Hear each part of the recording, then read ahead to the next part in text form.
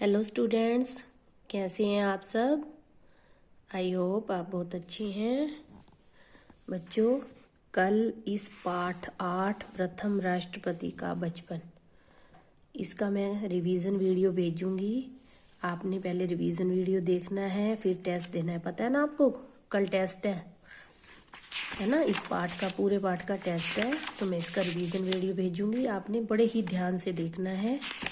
और I hope test की तैयारी शुरू कर दी होगी, हो चुकी होगी, है ना। तो आज हम करेंगे पाठ 9 दोहे। दोहे तो सुने होंगे आपने, क्या होते हैं दोहे, है ना। ये देखो,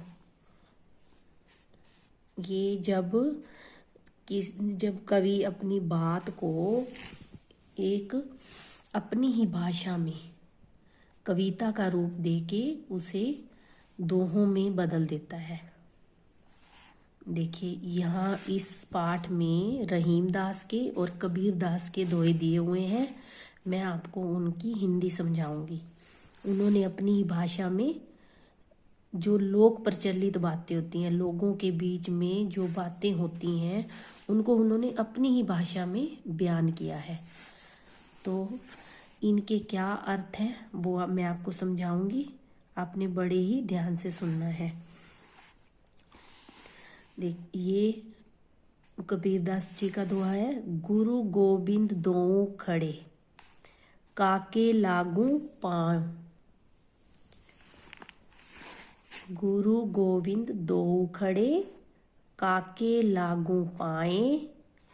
बलिहारी गुरु आपने, गोविंद दियो बताए।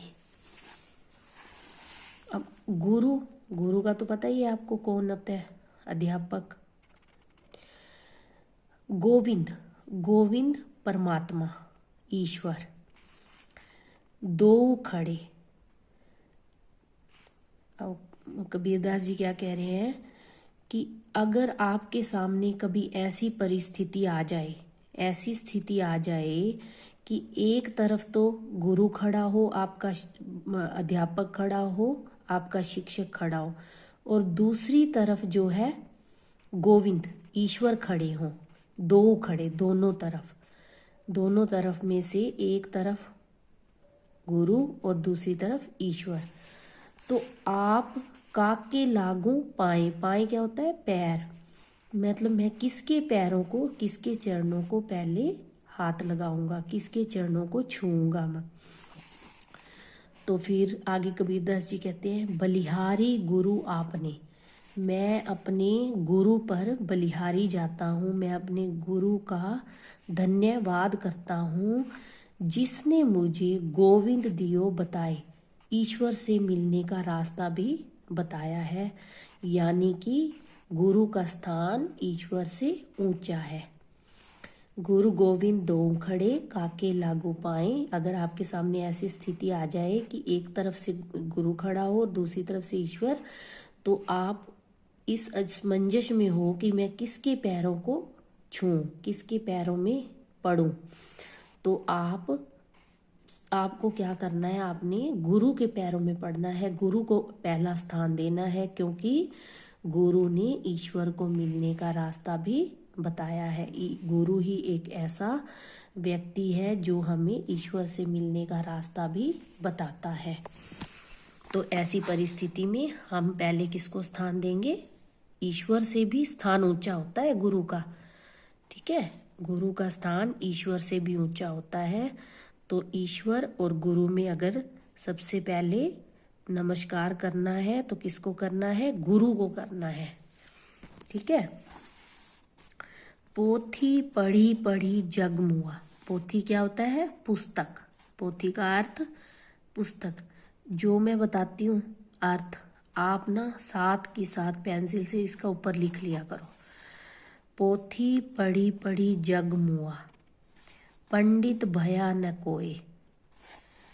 ढाई आखर प्रेम का, पढ़े सो पंडित होए। पोथी पुस्तक पढ़ पढ़ कर, मतलब इस संसार में अनेकों व्यक्तियों ने, पता नहीं कितने ही लोगों ने पुस्तकें पढ़ी होंगी, जग में, जगमुआ मतलब जग में बहुत सारे लोगों ने पुस्तकें पढ़ी होंगी, बड़ी बड़ी पोथियां पढ़ी होंगी, लेकिन पंडित भया न कोई, उनमें से कोई भी विद्वान नहीं बना। पंडित विद्वान, कोई भी विद्वान न बन सका। ढाई अक्षर प्रेम का, जिसने प्रेम, प्रेम कितने अक्षरों का है? 2.5 अक्षरों का। प्रेम शब्द है या प्यार शब्द है, ये कितने अक्षरों का है? दोनों अक्षर 2.5। प्यार या प्रेम एक ही बात है, लेकिन दोनों ही क्या है? 2.5 अक्षर के हैं। 2.5 अक्षर, आखर अक्षर। पढ़े सो पंडित होए, जो व्यक्ति प्रेम की भाषा बोलता है, प्रेम का अर्थ समझता है, प्यार से सबके साथ बात करता है, सबके साथ प्रेम भाव रखता है, वही व्यक्ति विद्वान कहलाता है।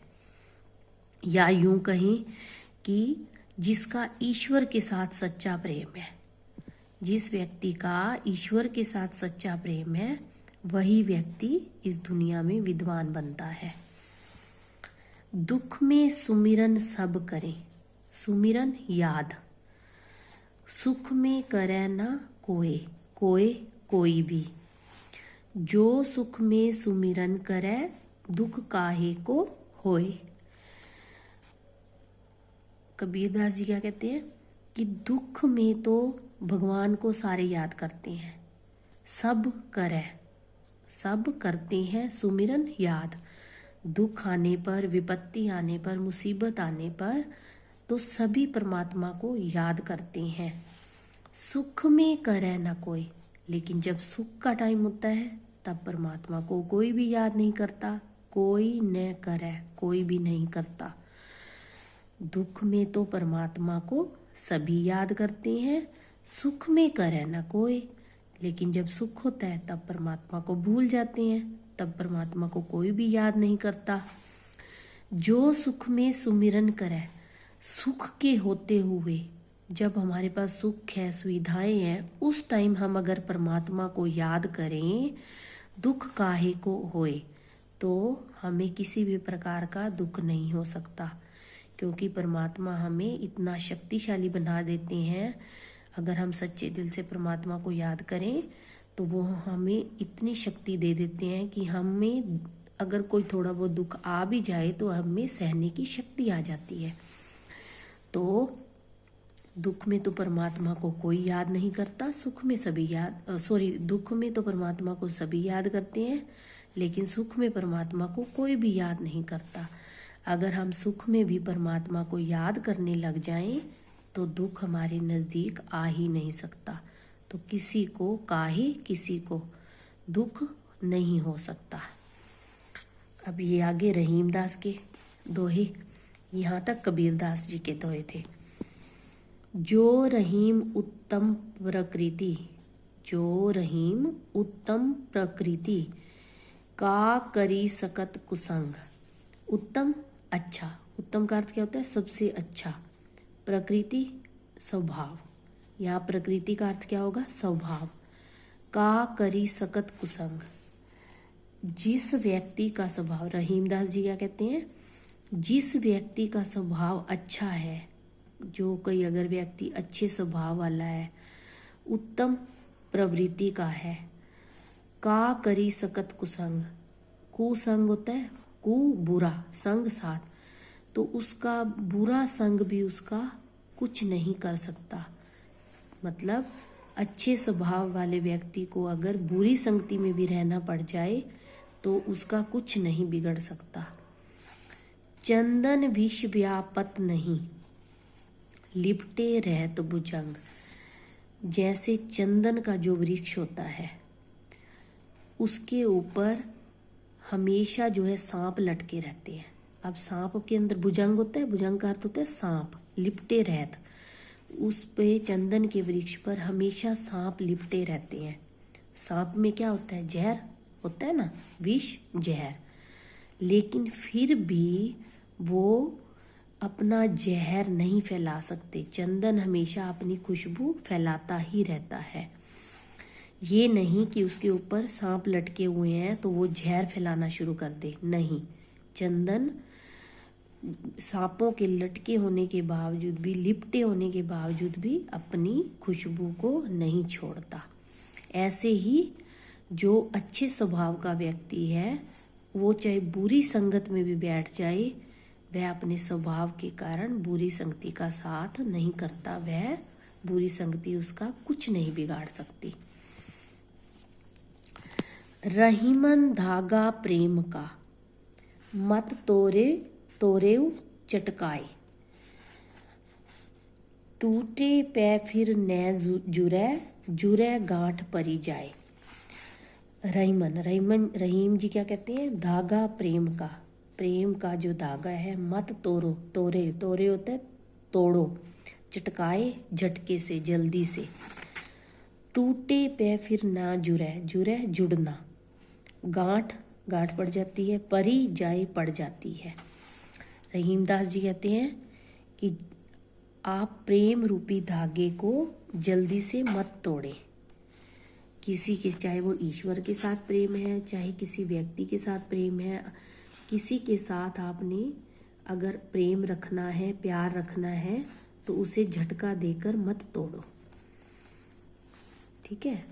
रहीमन धागा प्रेम का, प्रेम रूपी धागे को जल्दी से मत टूटने दो, झटके से मत तोड़ो, क्योंकि टूटे पे फिर न जुड़े। जब एक बार प्रेम रूपी धागा टूट जाता है, वो टूटे पे टूट जाता है, तो वो फिर न जुड़े, फिर वो नहीं जुड़ता।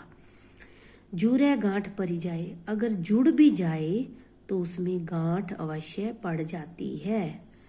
टूटे पे फिर ना जुड़े, टूटने पे वो फिर से नहीं जुड़ता। जुड़े, अगर जुड़ भी जाए तो उसमें गांठ अवश्य पड़ जाती है। तो रहीमदास जी कहते हैं कि प्रेम रूपी धागे को जल्दी से नहीं तोड़ना चाहिए। अपने ईश्वर के साथ प्रेम है, या घर में या किसी भी सदस्य के साथ आप प्रेम, सच्चा प्रेम रखते हैं, कोई धोखाधड़ी वाला प्रेम नहीं रखते, सच्चा प्रेम रखते हैं, तो उसे जल्दी से मत टूटने दे और झटके देकर मत तोड़े, क्योंकि जब अगर प्रेम रूपी धागा टूट जाता है तो वह फिर से नहीं जुड़ता, और अगर जुड़ भी जाए तो उसमें गांठ अवश्य पड़ जाती है। आगे रहीमदास जी कहते हैं, तरुवर फल नहीं खात है। तरुवर क्या होता है? वृक्ष। तरुवर का अर्थ क्या होता है? वृक्ष। फल नहीं खात है। सरवर सरोवर, तालाब। पियई मतलब पीता। न पान का अर्थ यहाँ पे है पानी। कही रहीमदास जी कहते हैं, कही रहीमदास जी कहते हैं, पर, यहाँ पर का अर्थ है दूसरा। काज काम, हित भलाई, संपत्ति धन संपदा, संचयी जोड़ना, सुजान अच्छे व्यक्ति, सुजान जो अच्छे सज्जन व्यक्ति होते हैं। कि तरुवर फल नहीं खात है, जो वृक्ष जो है अपने फल कभी भी वह खुद नहीं खाता। कभी आपने देखा है वृक्ष अपने फल खुद खा रहा हो? वृक्ष कभी भी फल, अपने फल जो है नहीं खाता है। खाना नहीं, तरुवर वृक्ष जो है अपने फल कभी नहीं खाता है। ऐसे ही सरोवर जो है अपना पानी कभी नहीं पीता। दूसरे लोग ही पानी पीते हैं, सरोवर कभी भी पानी अपना नहीं पीता। कही रहीमदास जी कहते हैं, पर काज हित संपत्ति सचई सुजान जो सज्जन व्यक्ति होते हैं वो भी हमेशा दूसरों की भलाई के लिए ही अपनी संपत्ति को इकट्ठा करते हैं, जोड़ते हैं, संग्रह करते हैं। जैसे वृक्ष जो है अपना फल नहीं करता, वह दूसरों के लिए लगाता है ना, उसके ऊपर फल लगते हैं तो वह दूसरों के भले के लिए लगते हैं। दूसरे ही लोग उसके फल खाते हैं, वह खुद नहीं खाता। और सरोवर भी दूसरों के लिए पानी इकट्ठा करता है, पानी होता है उसके अंदर, वो खुद पानी नहीं पीता, वह दूसरों की भलाई के लिए पानी रखता है अपने अंदर। ऐसे ही रहीमदास जी कहते हैं, जैसे वृक्ष अपने फल नहीं खाता, सरोवर अपना पानी खुद नहीं पीता, दूसरों के लिए करता है, ऐसे ही जो सज्जन व्यक्ति होते हैं वो भी दूसरों की भलाई के लिए ही धन को इकट्ठा करते हैं। आई होप आपको समझ में आ गया होगा। आ गया समझ में? मुझे तो लगता है आ जाना चाहिए आपको समझ में, है ना। कोई बात नहीं, अगर आपको समझ में ना आए तो आप 2 बार 3 बार बार बार आप वीडियो देखो, ठीक है। ओके, टेक केयर बेटा।